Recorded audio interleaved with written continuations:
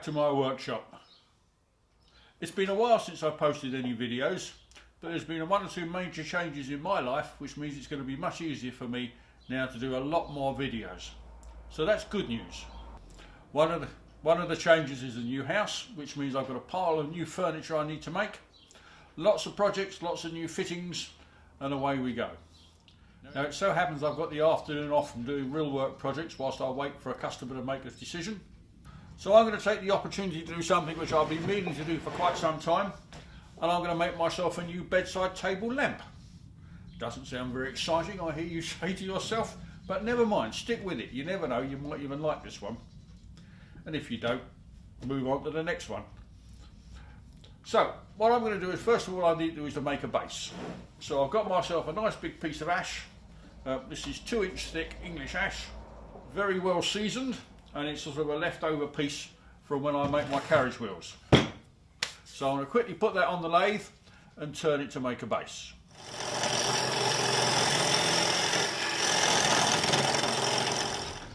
So as you can see, I've now turned what will become the base of the lamp true, and I've inset ever so slightly there, and I'll put a hole in the centre. Well, not a hole, I'll put an indent into the centre there. This then becomes the base of our lantern that goes that way up. So what I'm now going to do is take the faceplate off, put it onto here, and then I'll turn the other side of it. Well, I have to say, as an experiment and as a way of using up odds and ends, this is starting to look rather good. I think I might actually have a product here. So here's our fairly solid wooden base, nice and heavy, that's what we need. And this is the first of the couple of arms that I've made. Now what I've used up, this is a load of bits of strip.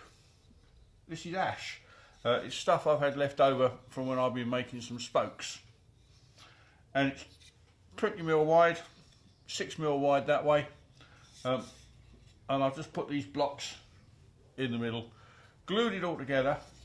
And considering how lightweight this is remarkably strong. You'd have to put rather a lot of effort into that in order to break that. Now, in the middle of each of these blocks in the middle, I've drilled a little hole, and so our cable can go up the middle. So what will happen is this arm fits on our base somewhere around about there. So we have a base, a block that goes on the base, that will then go onto the block there, which will enable that to swivel, and then we'll have another one that comes up to here. So we start with 2 strips of ash, which we cut to size. Now don't be shy with the amount of glue you use. And it just clamps into place like that. I'll just quickly get this last one into place, and then we'll clamp it all together and leave it to dry. So you can now start to see where I'm going with this. So I put a bolt all the way through. I've made a block for the bottom. So when I have the right nut and bolt to go through there, that will hold that quite nicely like that. Starting to look rather good, isn't it? For the lamp holder itself, I've got myself a commercial lamp holder. And I've got a bit of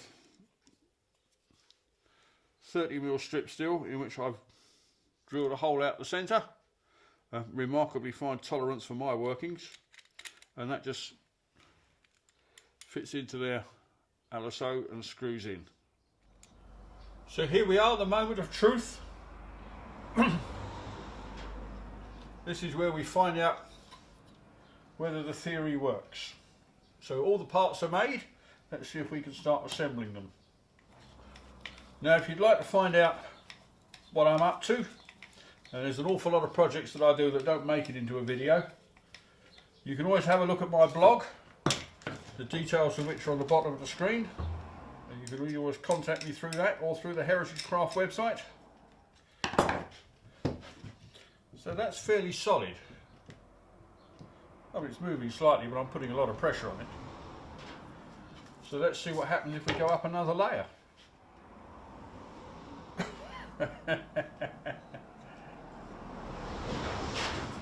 I'll tell you what, that's pretty good.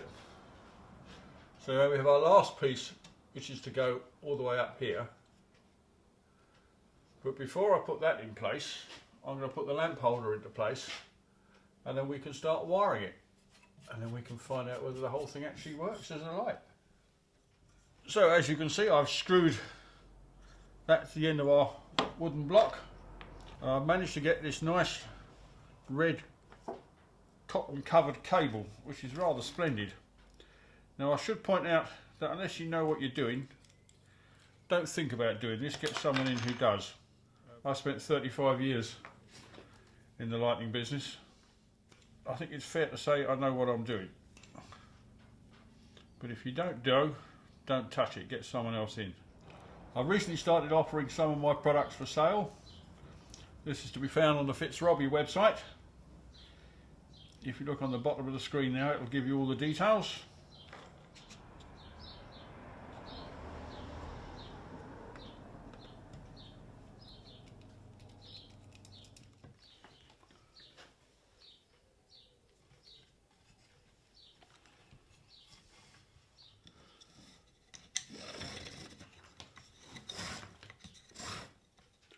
Right, we now have a plug on the end of it, and I've put the lowest size fuse that I can get away with inside it.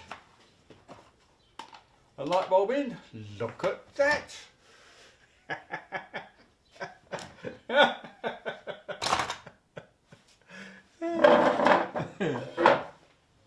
Well, I don't know about you, but I think that's rather smart. It's rather sophisticated. It's very modern. Not like my sort of stuff at all. Like that. It needs a shade. But I've got a plan for a shade, and that's going to be the next video, I suspect. I think I'm going to make that probably one of my first products, which I'm going to put on my new website. If you'd like to have one for you, then have a look at the bottom of the screen, and it'll give you the address of the website where you can buy one from. Well, I hope you've enjoyed that. If you did, have a look at some of my other videos. You never know, there's always a danger you might enjoy those as well. Thanks for watching. Bye bye.